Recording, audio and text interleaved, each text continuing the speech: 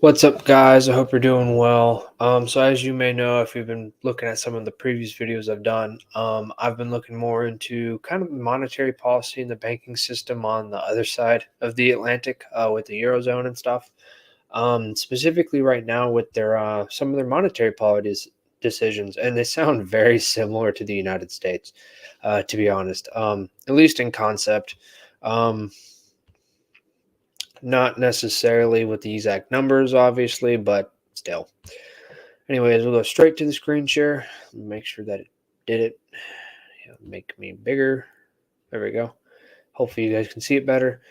And I'm assuming it's because they keep saying governing council. I'm assuming that's their version of like the FOMC. So at today's meeting with the governing council judged that the incoming data since its last meeting reinforce its expectation that net asset purchases under its asset purchase program should be concluded in the third quarter. In a few months, they should be right down with the U.S. in terms of asset purchases.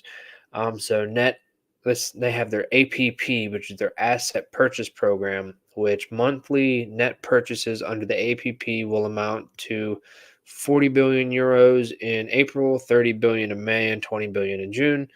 So at today's meeting, the governing council judged that the incoming data since this last meeting reinforces expectations that net asset purchases under the APP should be concluded in the third quarter. Um, Okay, and they intend to continue reinvesting in full the principal payments from maturing securities purchased under APP for an extended period of time past the date when it starts raising the key ECB rates.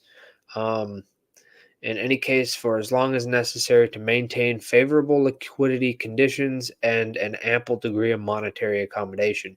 And so I went into a little bit of this concept in a previous video on how, when the central bank is doing QT, like quantitative tightening, it's not that they're selling uh, treasuries per se, or they can be, but they can also just kind of roll them off of the balance sheet to where they're just not buying above replacement, right? So, especially if they happen to be buying shorter term treasuries, um, which in the case of the Federal Reserve, I don't remember if that I think they're buying very few of those, at least relative to long-term treasuries, if I remember correctly. Could be completely wrong. It's been a while since I looked at their balance sheet or what they have on their website, at least. But they can just whenever those treasuries mature, they can just buy. If they reinvent the principle in which, like they're stating here for the ECB, then they're just kind of keeping their balance sheets constant. It's not increasing or decreasing in the amount of treasuries they have. Um, or they can just let them roll off to where they just don't replace them anymore. Um, and so their balance sheet will slowly decrease as those treasuries mature. So they're not necessarily just selling them into open market. So ECB rates, the interest rate on the main refinancing operations and interest rates on the marginal lending facility and the deposit facility will remain unchanged at 0%, 25 basis points, and negative 50% basis points. Negative 50 basis points, respectively. Um, so I'm not entirely sure what each one of their rates specifically does, besides just what I would assume from the language itself.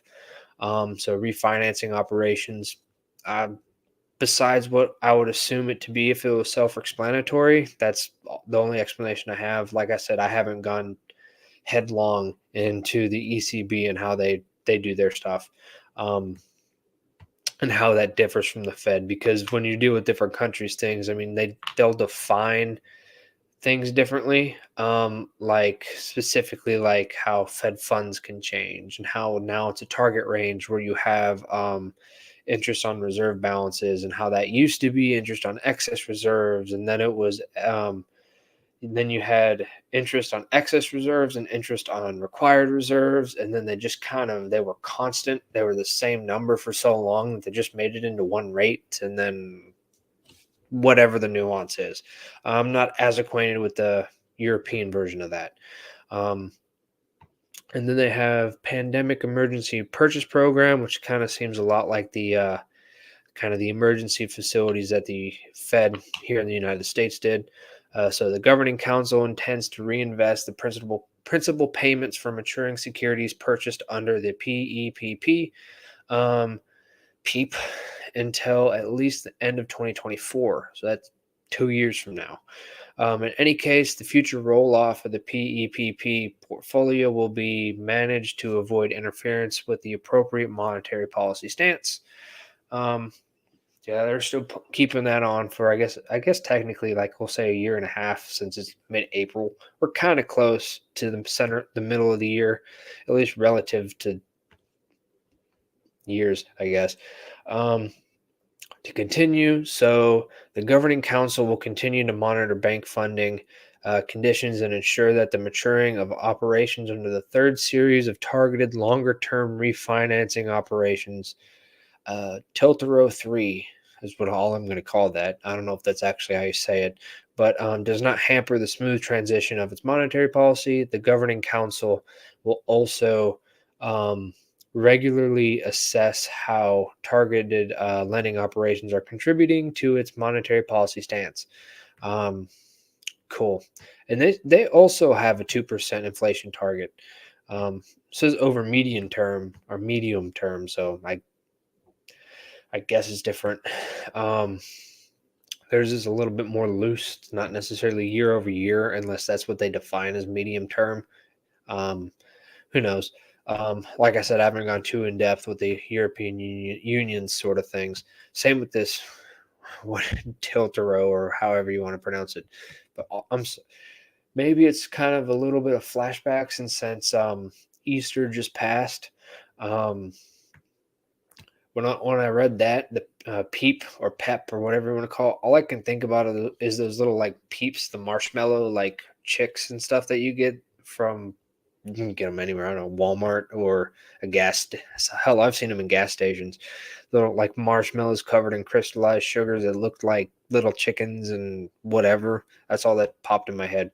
Um, anyway, kind of reminds me of there was another Federal Reserve article or something that I read to where they had all this economic stuff and they were like, "Oh, don't forget about the wine." And they were talking about like how no, I'm wrong. It was France and it was about the energy supply shock in France. And at the very end of the article there was like one like or like two sentences about how like, this is going to affect the wine industry just out of the blue.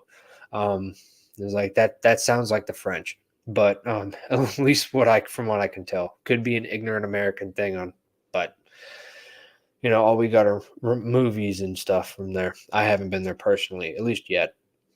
But anyways, that's all I got for this one. So I hope you guys have a good night, and I will definitely see you on the next one.